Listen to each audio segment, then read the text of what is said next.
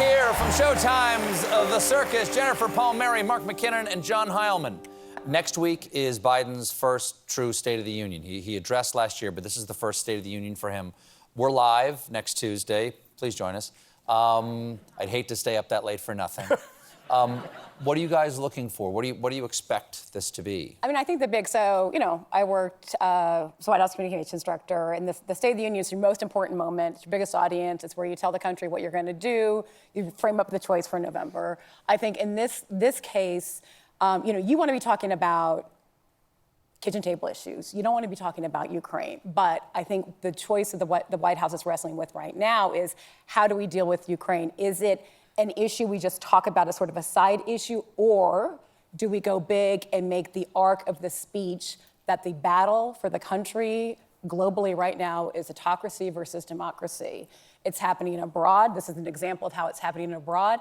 It's happening at home right now. And next week in Texas, there's a primary on March 1st.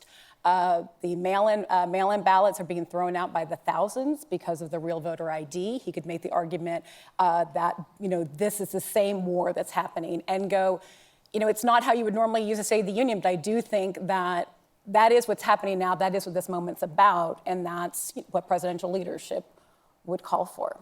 And I think there's to go back to the point we were talking about before, I hate to be like Debbie Downer here today, and I have not cited Gromyko or Von Clausewitz, who you cited earlier, Stephen, without naming him, but I do think, the reality is, again, camps and lists, hundreds of thousands of people dead in Ukraine and people being shipped off to camps is going to clarify the mind for a lot of people. And we haven't seen anything like that since the Iraq War. There's not been a real war. And again, this will be the first big European land war since World War II. And, a moment like that, the pressure on Joe Biden when he says sanctions over and over again, the pressure for it to be more than sanctions is going to be enormous. There are going to be a lot of people who are saying sanctions not enough. If Vladimir Putin is butchering people, is that going to be enough? He's going to have to make the case, I think, start to make that case at the State of the Union. And to Jen's point, I think it has to be part of a discussion about how autocracy is on the march around the world, not just with Vladimir Putin. It's happening in Hungary. It's happening up in Canada, let alone we got a French election where it's going to be an issue on the far right a month from now. And we've got CPAC is going to go and do a satellite offshoot of CPAC in Viktor Orban's Hungary at the end of March, where Donald Trump is now, Orban's begging Trump to come, along with, I'm sure, Tucker Carlson's going to broadcast live there for about 3 straight weeks. That's the fight now, right? This is connected to a large global thing, and it's about saving American democracy, and it's about saving democracy around the world. And Vladimir Putin is helping Joe Biden in that sense, because he's putting a very fine point on what the stakes are. At the end of the last season, the new season, season 7, starts on March 6th. I would say the majority of the seasons of the show happened during the previous administration and the lead up to that administration as well. You've had 1 year outside with a new administration. A, how does it feel to be doing the show under these new conditions? And B, you ended last season hopefully. How do you start? One of us did. Well, Mark did. And one of us didn't. I know. Mark felt like the world was another country was a better place. I'm a prisoner of hope.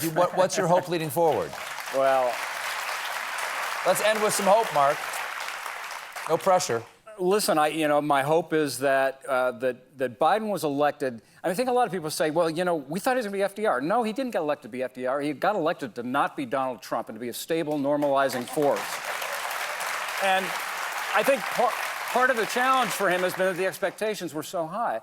And I think he's got the biggest challenge, not just in his life, but maybe in the country's life, dealing with Ukraine. And his background, again, he could be the man for the moment, given his experience in the international sphere, creating alliances with NATO, putting that together. And at the end of the day, that's where I'm hopeful, that this guy's been through this drill before and knows how to do this. Put a fine point on this.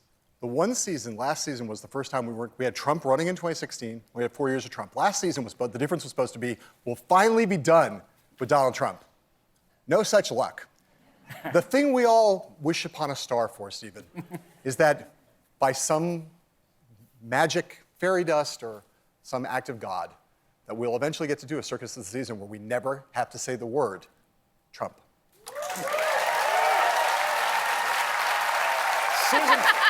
Season 7 of The Circus premieres March 6th on Showtime. John Heilemann, Mark McKinnon, and Jennifer Palmieri, everybody. We'll be right back with comedian Russell Howard. Thanks, y'all.